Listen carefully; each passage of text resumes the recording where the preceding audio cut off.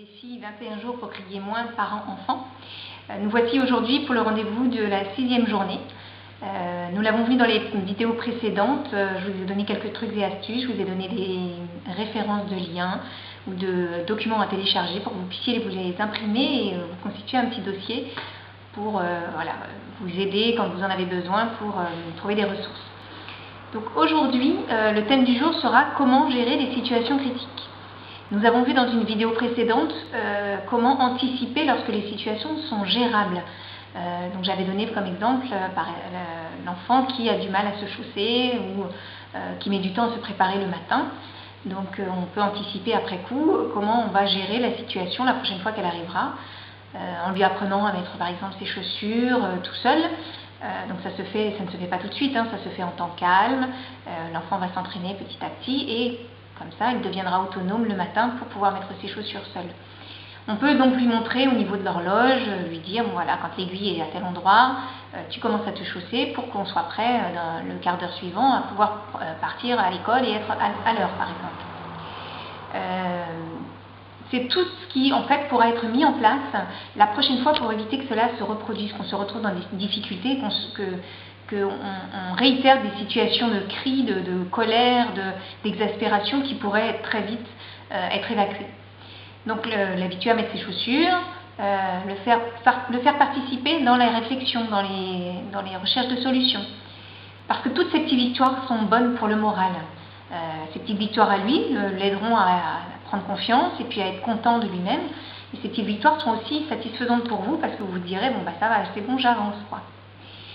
Maintenant, quand il s'agit de gérer des situations plus délicates, alors je vous propose de vous choisir une situation dans laquelle vraiment vous avez été très en difficulté.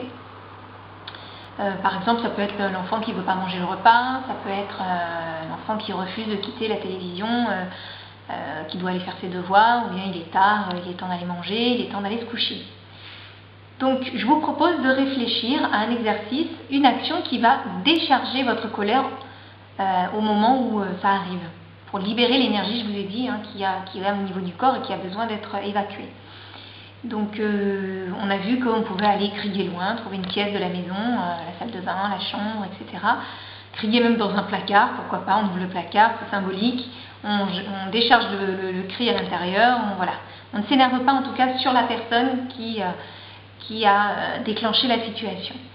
Donc on peut taper aussi sur un oreiller de la colère, trouver une poubelle à gros mots, etc. Ce que j'avais trouvé la dernière fois.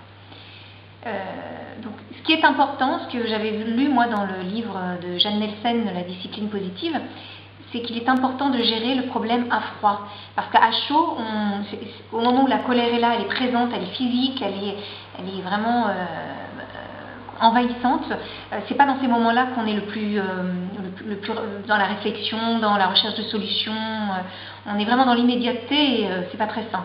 Donc une fois que la colère a diminué, qu'on a respiré, qu'on a été détendre, que voilà, c'était le matin, la colère a eu lieu le matin, on est l'après-midi, voilà, tout est rentré dans l'ordre à peu près, on peut recommencer à réfléchir sur le problème et essayer de trouver des solutions à froid. Donc tu veux pas manger, ok.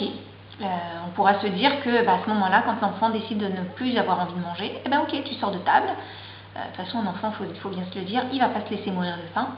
Donc si on rate un repas, c'est pas ça qui va le mettre en danger de mort. Donc tu quittes la table, ok, il n'y a pas de problème, mais sache que tu ne reviendras pas à table. Donc je laisse le repas jusqu'à telle heure éventuellement, si vraiment c'est trop difficile émotionnellement pour vous. Je laisse le repas jusqu'à quand l'aiguille sera à tel endroit sur l'horloge. Si ensuite tu n'es pas revenu, tant pis, tu remangeras au repas suivant. Tu ne pourras plus le manger donc, et tu attendras le repas suivant. Vous acceptez, vous faites avec l'inconfort dans lequel vous vous trouvez.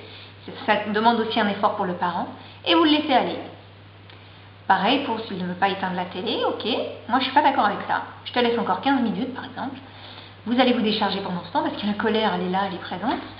Vous allez faire un tour, vous allez taper dans un oreiller, vous allez, voilà, faites autre chose. Et quand je reviens, à telle heure par exemple, un quart d'heure plus tard, une demi-heure plus tard, je te demande de l'avoir éteinte.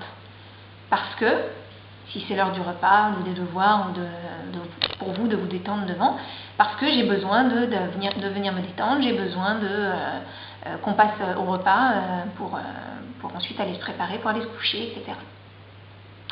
Si au retour, c'est toujours pas fait, vous rappelez la règle que vous avez énoncée un quart d'heure plus tôt et vous éteignez. Si l'enfant crie à son tour, à ce moment-là, vous lui expliquez les petites techniques que vous avez déjà apprises, vous respirez 3 fois, ou va crier dans ta chambre, va trouver un endroit pour crier, tu as besoin, voilà, je comprends ta colère, t'es pas content, etc. Ok.